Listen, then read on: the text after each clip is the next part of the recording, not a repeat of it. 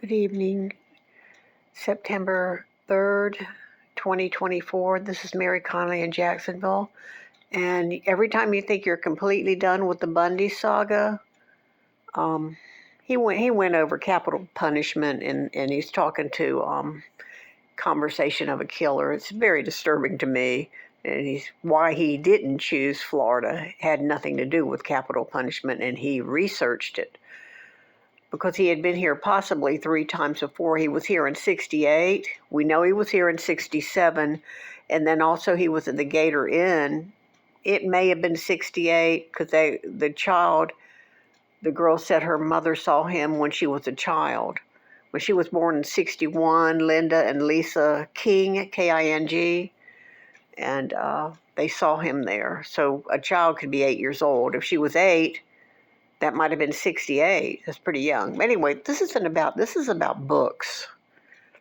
You say, well, Mary, he went to college from 65 to 75 when he was arrested in Salt Lake City for the abduction of Carol Durant. And that was the end of it. That was the end of his college. He had achieved an undergraduate, and then he got a graduate in psychology. And he was beginning law school. And he had law school at Puget Sound, and he went to Temple University for a semester and took some acting classes and, makeup and stuff he learned there, and then in urban development or something, I don't remember. And then he went to the University of Washington and he did the Chinese thing for a short while. Then he went back to Puget to take law, and then he went to Salt Lake City to take law. And you think, well, that's it. Well, I was an accounting major. And there's a book called Kiso Vigant. You could probably go back to 1965 to find one of the original editions of that book.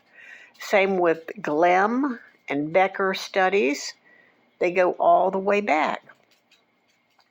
So I also had criminal justice degree, statistics, and constitutional law, management accounting, various things, because I've got my associate in arts, my associate in science, my bachelor of arts, and then another associate in science in accounting in 95. But I got to thinking about the books. They said, well, he was done with the books in 75. No, because chances are when he was in Salt Lake City, Point of the Mountain, whatever it is, thing, he probably had some of his textbooks, because now he wants to study criminal law and appeals and just criminal law in general. He's walking across a parking lot with a box of books when this Jewish newscaster came to interview him in Colorado, and he says, well, my class is graduating this week, So he's still thinking about the class. Okay, so now he's in jail, and he's never really out of jail again other than escaping.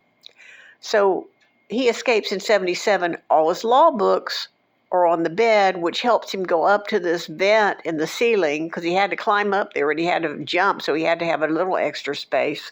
So he jumps up and climbs through the thing on his books. He goes to Ann Arbor, to a college, to research maps and things to get to Florida.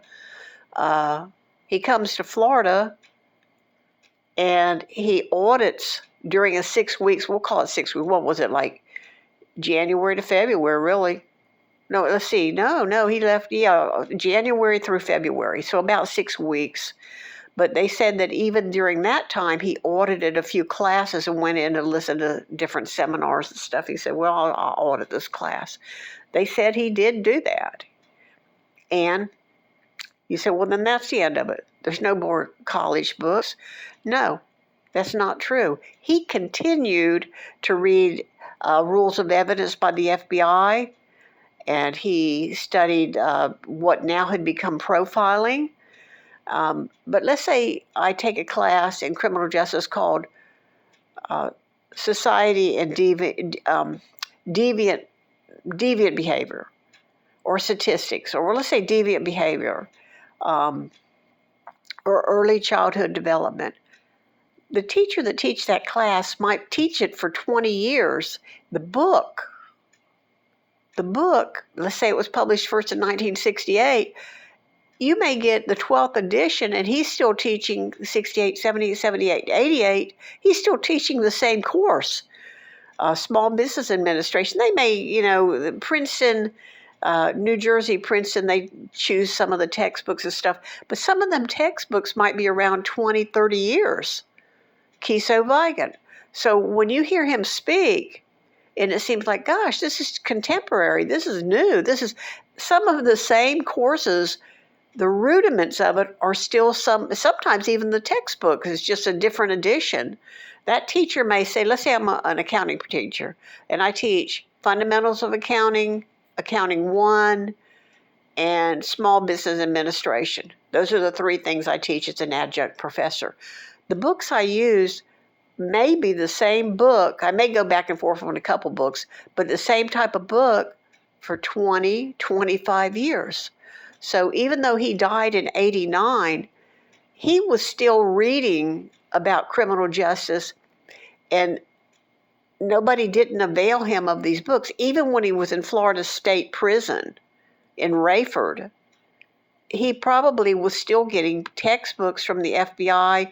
He was reading about profiling. He read Ressler, John Douglas, and he had a relative in Florida too. This is an aside.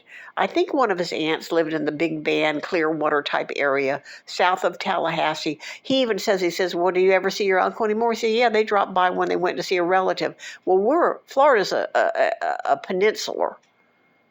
You got to have a reason to be in Florida. You wouldn't drive with a relative in Georgia? Doubtful. Was a relative in Alabama or Louisiana? No. The relative must have been in Florida for the uncle to come by Florida. In the 60s, a lot of people wanted to retire to Florida. That's why I think he was in Florida in 67 and stuff, because he could have dropped by his aunt. My uncle retired to Florida, Fern Park. Well, we won't go into that, whatever. But anyway, so I was thinking about the textbooks. The reason Bundy sounds so contemporary, like in statistics and early childhood development, deviance and social control, police administration, is he never stopped reading criminal justice and psychology books right up to the time he died. So he went to audit classes in 78 in Tallahassee, a couple of them. He didn't have but 6 weeks, but he did audit a couple of them. He was in their library and stuff. And then when he was in prison, there was no reason not to let him avail himself to textbooks. He would need the textbooks for his appeals. So most of us, including some of these state attorneys and attorneys, know, well, I went to school for 6 years to get it. I would do regular, and then I did a few extras of my internship for law, whatever it is. But that was years ago. And yes, I keep up with it a little bit, continuing professional education. But in reality, just like me, if you show me a 1955 tax return, and there's a little bit more math that people had to do back then. You had to figure your own stuff out. You had to figure out which exemption was yours, and then you had to multiply your income. You had to do a little bit of physical math to complete that tax return, but within a few minutes or maybe half hour, I could figure out how to do the 1955 tax return. Things change, but they don't really change. You see what I'm saying? So that's why when I'm listening to this, I said, damn, he sounds so contemporary. Yeah, because a textbook that he was looking at in, say, 1986 and 87, and let's assume he had some appeals textbooks or Florida state law books or, business law, whatever he was looking at, some of it carried over. If he had a brand new textbook in 89, and the text's good for 20 years with different editions, that would be 89 to 99, 99 to what? 2009, right? So pretty wild. That's why he knew so much about credit card fraud. I'm thinking, how could he know so much about it? Because he probably found articles on it, and he was reading about it. Nobody else, it would be so esoteric. Nobody else would be interested in it, but he was. Okay, so it's just another facet that he never really let go of psychology and criminal law right up to his time of death. And what I'm saying, and if you think, I never really thought about it, but some textbooks could be used with different editions for 20, 30 years. Okay, thank you.